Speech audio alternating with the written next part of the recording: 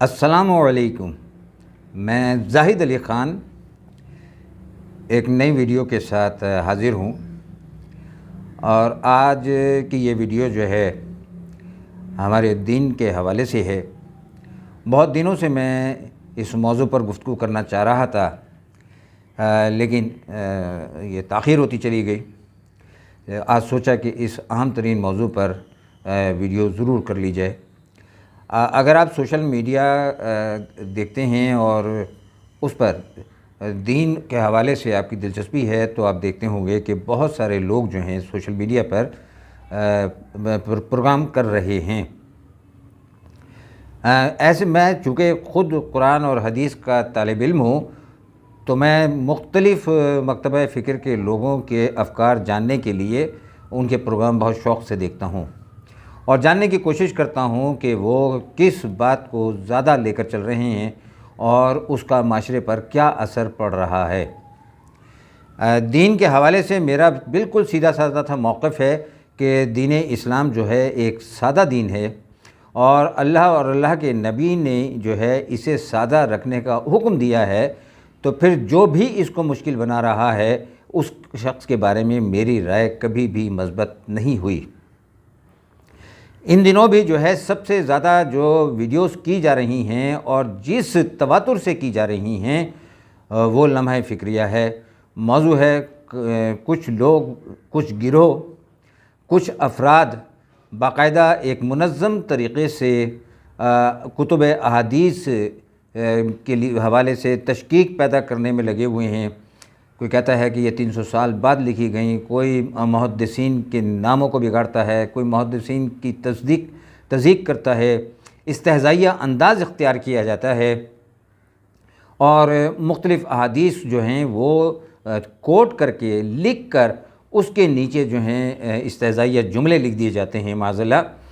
یہ سب چل رہا ہے، اور دوسری طرف جو ہے ایک ایسا موضوع جسے بالکل ہماری تاریخ کے بڑے بڑے مفسرین اور محدثین نے جو ہے واضح کر دیا ہے، مگر پھر بھی یعنی جو کتب ستہ میں جو دو اہم ترین کتابیں ہیں صحیح بخاری اور صحیح مسلم، اس کی حدیثوں کے حوالے سے بھی تشکیک پیدا کی جا رہی ہے، اور وہ موضوع ہے ملوکیت کا۔ مجھے معلوم نہیں کہ ملوکیت کا دفاع کرنے والے آخر چاہتے کیا ہیں، اور میں گزشتہ کچھ دنوں سے دیکھ رہا ہوں کہ وہ ملوکیت یعنی بادشاہت کے حق میں مسلسل پروگرام کر رہے ہیں، اور اب تو ان کی جسارت اتنی بڑھ گئی کہ وہ قرآن سے بھی جو ہے نا اس کی مثالیں لے کر آ رہے ہیں، اور کہتے ہیں کہ اگر بادشاہت اتنی ہی بری تھی تو اللہ تعالیٰ قرآن میں اس کی جو ہے تکفیر کرتا اور اس نظام کو کبھی بھی اچھا نہ کہتا۔ مثال میں جو ہے وہ پیش کرتے ہیں کہ جناب حضرت داؤد علیہ السلام تھے، بادشاہ تھے، نبی بھی تھے اور بادشاہ بھی تھے، اور پھر وراثت کے حوالے سے وہ پھر مثال دیتے ہیں کہ باپ کے بعد بیٹے کا بن جانا کون سا غلط ہے، کیونکہ حضرت داؤد کے بعد جو ہیں ان کے بیٹے حضرت سلیمان جو ہیں تخت نشین ہو گئے تھے۔ اور اسی طریقے سے جو سورہ یوسف کے اندر ایک اللہ تعالیٰ نے جو تجویز اور جو طریقہ سجھایا تھا حضرت یوسف علیہ السلام کو اپنے بھائی بنیامین کو روکنے کا، تو اس میں اس حصے میں ایک اصطلاح قرآن کی استعمال ہوئی تھی، دین الملک، انہوں نے وہ بھی استعمال کی۔ یہاں اس بات کو سننے کے بعد مجھے یہ خیال آیا کہ وہ جو لوگ ہیں جو قرآن کو زیادہ گہرائی سے نہیں پڑھتے، جو فقہ کو نہیں جانتے، جو شریعت کے علم سے ناواقف ہیں، اور جو احادیث کے علم کو جو ہے زیادہ گہرائی میں جا کر نہیں پہچانتے، وہ لوگ اس سے گمراہ ہو سکتے ہیں۔ وہ یہ کہ ان کے ذہن میں یہ بات راسخ ہو سکتی ہے کہ ملوکیت تو بالکل ٹھیک ہے، قرآن کے اندر ایسا ہی کہا گیا ہے، اور اس طریقے سے وہ نبی پاک صلی اللہ علیہ وسلم کی آنکھ اس دنیا سے پردہ کر جانے کے کچھ ہی سالوں کے بعد جو ہے اس نظام کو لپیٹ کر ملوکیت کا آغاز کرنے والوں کو جائز قرار دیا جا سکتا ہے، اور جو کہ بالکل جائز نہیں ہے۔ یعنی باپ کے بعد بیٹا جو ہے وہ تخت نشین ہوگا۔ تخت نشینی کیا چیز ہوتی ہے، اس موضوع پر انشاءاللہ تعالی میں علیحدہ سے ایک علیحدہ ویڈیو کروں گا، لیکن ان لوگوں کے لیے جو ہمارے ہاں اس مسئلے میں جو ہے ذہنی الجھنوں کے شکار ہیں، میں صرف دو چیزیں پیش کرنا چاہوں گا یہاں پر۔ اور یہ بات میں اگلی ویڈیو کے اندر انشاءاللہ تعالی واضح اور وضاحت کے ساتھ بیان کروں گا کہ دین اور مذہب کیا ہے اور ملوکیت کیوں بری ہے، اور یہ جو لوگ قرآن کی آیات کی مثالیں دے دے کر لوگوں کے ذہنوں کو گمراہ کر رہے ہیں، یہ کیا چاہتے ہیں۔ یہ 1400 سال سے جس نظام نے عالم اسلام کو جو ہے جکڑا ہوا ہے، اس کا تحفظ کیوں چاہتے ہیں۔ اس موضوع پر بات ہونا بہت ضروری ہے، کیونکہ آج تک جس نے بھی جو ہے اس موضوع پر بات کی ہے اسے تضییق کا نشانہ بنایا گیا ہے۔ یہ لوگ جو ہیں ایسے آزاد منوش انسان اور جو بالکل دین کو صحیح طریقے سے پیش کرنے کی کوشش کرتے ہیں، ان کا نام بگاڑتے ہیں، ان کی شخصیت کا مذاق اڑاتے ہیں، ان کی علمیت کا مذاق اڑاتے ہیں، اور خود کو جو ہے وہ بہت عالم فاضل اور جو ہے بہت غیر جانبدار سمجھتے ہیں۔ یہ لوگ غیر جانبدار نہیں ہیں، یہ لوگ اسی ملوکیت کے نمائندے ہیں۔ اس وقت بھی یہی کچھ ہوتا تھا۔ یہ دھونس دھاندلی جبر کے ذریعے جو ہے یہ نظام قائم ہے، اور اس کے بینیفیشریز ہیں یہ لوگ۔ تو دین، جب بھی کبھی آپ سے یہ کہا جائے کہ ہمارا مذہب یہ کہتا ہے، تو نہیں، آپ نے کہنا ہے کہ ہمارا دین کیا کہتا ہے، ہم نے دین کو فالو کرنا ہے۔ اور ان الدین عند اللہ الاسلام، اور اللہ کے نزدیک دین صرف اسلام ہے۔ اور دین کو سمجھنا کیسے ہے؟ آپ کو یہ جو جتنے بھی مسائل نظر آتے ہیں، یہ مسلکی مسائل ہوں یا فقہی مسائل ہوں، ان سے نکلنے کا آسان طریقہ کیا ہے؟ آج میرا موضوع یہ ہے، اور میں اس حوالے سے ایک قرآن مجید کی ایک آیت کریمہ پیش کروں گا، اور ایک صحیح بخاری سے ایک حدیث پاک پیش کروں گا، اور آپ کے ذہن میں جتنے بھی اشکالات ہیں انشاءاللہ تعالی وہ رفع ہو جائیں گے، اور نوجوانوں کو اور سادہ لوگوں کو یہ سمجھ آ جائے گی کہ انہیں کون سے دین کو فالو کرنا ہے، کس دین پر عمل پیرا ہونا ہے۔ یہ بہت ضروری ہے۔ دین اور مسلمان ہونے کے لیے جو بھی شرائط چاہیے اللہ تعالیٰ نے جو ہے وہ بیان کر دی۔ یعنی ایک مسلمان وہ ہو سکتا ہے جو 5 چیزوں کو تسلیم کرتا ہے: ان اللہ و ملائکتہ و کتبہ و رسولہ والیوم الآخر، اور جو ہے اس میں آپ تقدیر شامل کر لیجئے، نبی پاک صلی اللہ علیہ وآلہ وسلم نے چونکہ اس کو شامل کیا، تو یہ 6 چیزوں پر جس کا ایمان ہے وہ مسلمان ہے۔ ان میں سے کسی ایک چیز کو انکار کرنے والا جو ہے وہ دائرہ اسلام سے خارج ہو جائے گا۔ اس کے علاوہ کوئی چیز انسان کو جو ہے دائرہ اسلام سے خارج نہیں کر سکتی، اور نہ ہی ہم کسی کی تکفیر کر سکتے ہیں۔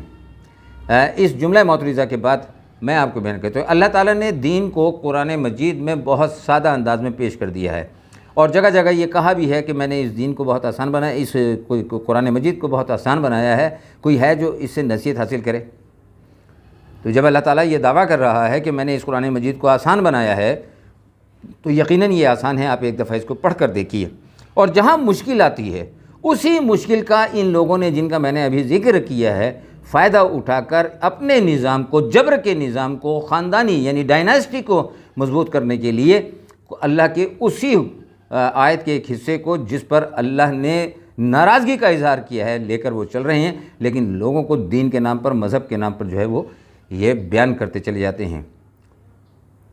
اللہ تعالیٰ نے دین کو کیا کہا سنیے، سورہ آل عمران کی آیت نمبر 7۔ یہ میرے پاس قرآن حکیم ہے، اور یہ جو میں ترجمہ پڑھ رہا ہوں یہ مولانا فتح محمد خان جالندھری رحمۃ اللہ علیہ کا ہے۔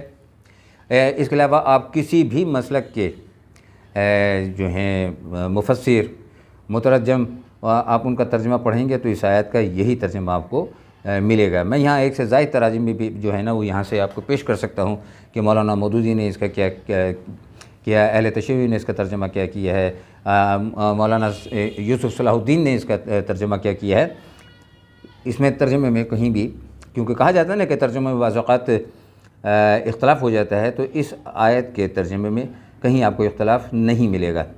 تو اس لیے میں مولانا فتح محمد خان جالندھری رحمۃ اللہ علیہ کا ترجمہ پڑھ رہا ہوں۔ یہ آیت نمبر 7 ہے۔ دین کو سمجھنے کے لیے یہ قرآن کی اساس ہے۔ آپ نے اسی آیت کے اوپر اپنے تمام اشکالات کو جو ہے نا دیکھنا ہے، ان کا جائزہ لینا ہے، تو آپ کو صورتحال کلیئر ہو جائے گی۔ میں اردو ترجمہ پڑھ رہا ہوں۔ وہی تو ہے جس نے تم پر کتاب نازل کی، جس کی بعض آیتیں محکم ہیں، وہی اصل کتاب ہیں، اور بعض متشابہ ہیں، تو جن کے دلوں میں کجی ہے وہ متشابہات کا اتباع کرتے ہیں تاکہ فتنہ برپا کر سکیں اور مراد اصلی کا پتہ لگائیں، حالانکہ مراد اصلی اللہ کے سوا کوئی نہیں جانتا۔ اور جو لوگ علم میں دستگاہ کامل رکھتے ہیں وہ یہ کہتے ہیں کہ ہم ان پر ایمان لائے، یہ سب ہمارے پروردگار کی طرف سے ہیں، اور نصیحت تو عقل مند ہی قبول کرتے ہیں۔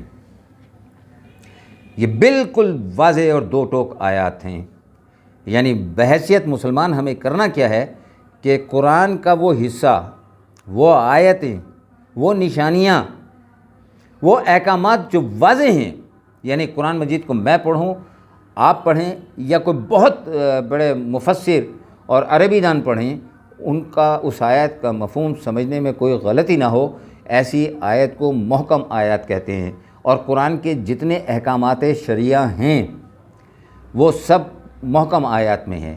یعنی نماز پڑھنے کا حکم ہے تو آپ اگر ایک بہت کم علم رکھنے والا آدمی بھی قرآن مجید کو اگر پڑھے گا تو وہ اس کے مطلب کو سمجھ لے گا۔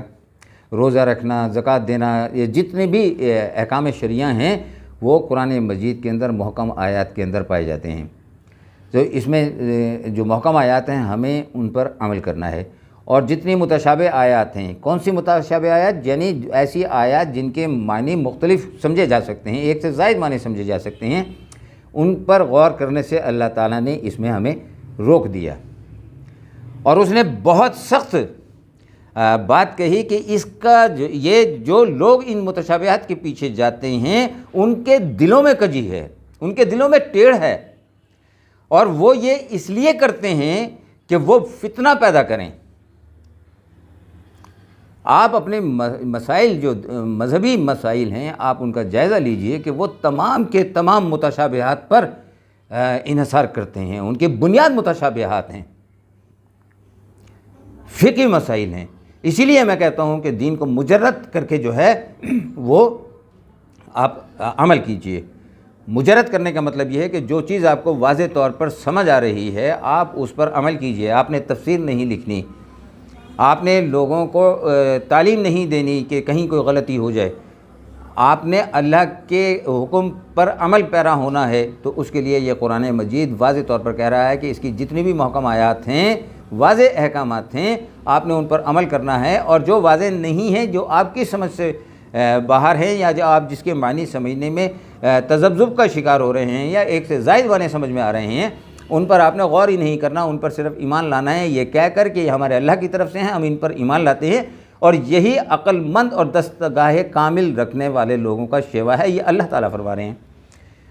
اور ہم قرآن کی ہر متشابہ بات کے پیچھے جو ہے نا ہم لٹھ لے کر پڑے ہوئے ہیں، اور اسی کے اوپر یہ جتنے بھی آپ کو فرقہ واریت، گروہ بندی اور مسلک نظر آتے ہیں یہ سب متشابہات پر ہیں۔ یہ اس جھگڑے میں نہیں پڑنا، یہ اللہ تعالیٰ نے۔ اور یہ کیوں ہے؟ اسی سورہ کی اگلی آیت اللہ تعالیٰ نے اس کی وضاحت بھی کی، میں لگے ہاتھوں وہ بھی بیان کیے جاتا ہوں۔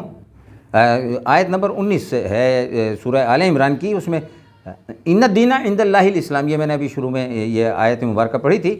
دین تو اللہ کے نزدیک اسلام ہے، اور اہل کتاب نے جو اختلاف کیا تو علم حاصل ہونے کے بعد آپس میں ضد سے کیا، اور جو شخص اللہ کی آیتوں کو نہ مانے تو اللہ جلد حساب لینے والا اور سزا دینے والا ہے، یعنی ان اللہ سریع الحساب۔ یہ جتنے بھی ہمارے مسائل ہیں یہ سب اپنے آپ کو عالم سمجھنے کے چکروں میں ایک دوسرے کی ضد میں اور ایک نظام کو بچانے کی جو نبی کریم صلی اللہ علیہ وآلہ وسلم کے نظام کے خلاف قائم کیا گیا تھا، اس کے تحفظ کے لیے یہ سب اکٹھے ہیں۔ یہی آیت پاک جو ہے جس کا میں نے ابھی تلاوت کی، نبی پاک صلی اللہ علیہ وآلہ وسلم نے اس کے حوالے سے کیا فرمایا، اور یہ آیت جو ہے کس قدر اہم ہے، یہ ایک میں نے پہلے قرآن سے آپ کو پیش کی، اور میں اب آپ کو جو ہے صحیح بخاری کی حدیث 4547 پیش کر رہا ہوں تاکہ بات واضح ہو جائے۔